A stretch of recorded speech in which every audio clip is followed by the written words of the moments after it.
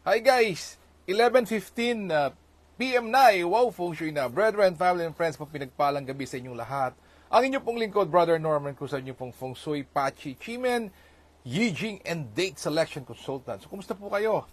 How was your long weekend? Ayan po. Of course, tomorrow, just like a Monday, is the start po of our week, no po?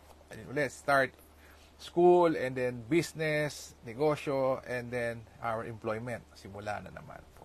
Now, of course, we want to make it right po. We want to start it the best way that we can.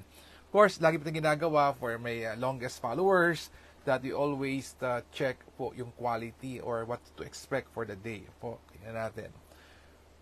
August 27, Tuesday, is considered or called the Water Pig enters the Balance Officer Day. Balance, okay. Tingnan natin, gaano magka-balance itong day na to? So, let us check. Okay. Ang 27. Okay. Suit.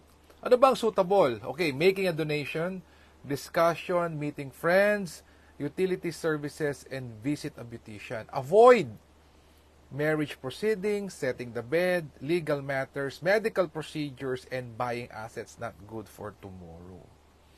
Okay. How about animal signs? Sino magbe-benefit tomorrow? So, i-classify natin ng best, average, and bad. Ayan. Rat is average, ox is bad, tiger and rabbit is excellent, dragon is average, snake is not so good, horse is average, goat is very good, excellent, monkey and rooster not so good, dog average, and pig very good.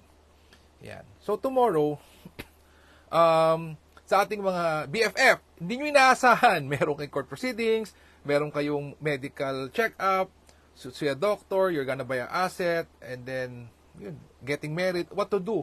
Benta in Chimen. So, daily Chimen natin yan. Yan, okay. Daily Chimen. Alright, tayo. Daily Chimen. Sabi dito, for one to be beautiful or handsome, no po, 7 stars po to. Excuse me. And then meron siyang Radiance Rising. Yan, BFF. Talikod sa South. Oh, gamitin ko to. Ganda. You wanna text being beautiful and handsome? Back to South. Yan, BFF. And then, tomorrow at all costs, avoid mo Southwest. Ang pangit. Di maganda. So, bakit to Southwest? O, tingnan natin. Classify natin. So, BFF ha, kung di mo kayang tumalikod sa mga good direction, at least tomorrow, avoid mo ang southwest backing or be ka sa southwest at all cost. Why? Tingnan mo po. Death door. Wow. And then, death door siya, may hidden danger. May sickness star. May flying palace, all negative. Grand structure, all negative, and war structure, all negative. So, kung may first 1, 2, 3 na Green Dragon, Flying Bird, Jade Maiden na first 3 na best, oh, ito naman, balik ta rin mo. Tingnan mo ang kulelat, 1,080. So, malamang itong mga to, it falls sa 1,077, 1,079, 1,080. Mga kulelat na structure. So, don't ever use it tomorrow. Avoid mo ha. Don't. Kahit backing, avoid mo ang Southwest BFF. Okay.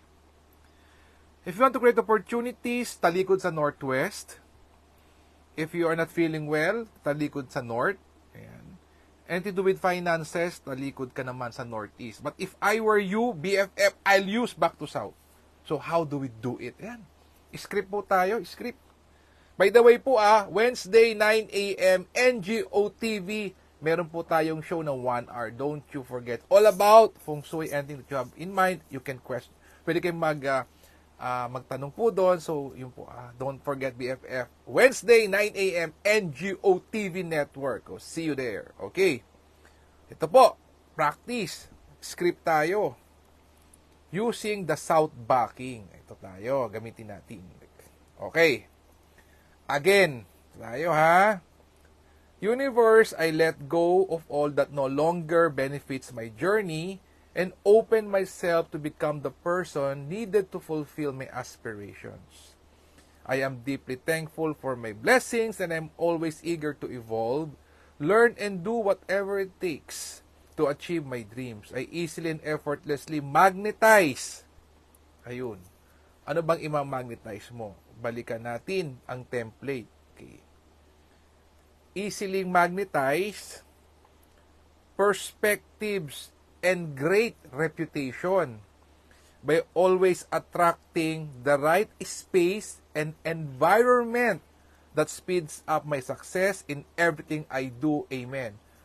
Hi to Kuyang Melvin. Hi to Kuyang Brother Senior Warden Joseph Noble. Sir, hi. Magandang gabi. Hi, Kuyang. Kuyang Melvin, see you sa 31. So, yun po, yun ang ating script. Mga Kuyang, ha, yun ang ating script. Don't forget. So, pwedeng Tagalogin, or if you have your own words, number 1 is you have to let go, open up, give thanks, ask for what you want, and give back to society. Lagi pong 5 yan, ha. BFF, don't forget. Kuyang Melvin, Kuyang Brother Senior Warden Noble Joseph, sir. Ha? Ito po yung ating script. Pwede mo pong balibalik na, pero yun po yung concept po. Ayun po. Yan. Okay. Now, bakit na wala akong Green Dragon? Tingnan natin. Okay, ito po magbigay tayo. Namimiss ko na rin eh. Oo nga, ba't wala ka, Norman, mga binibigay ngayon na hourly chime na Green Dragon? Sige po, ito pagbigyan natin. Opo, let's see. Ito po.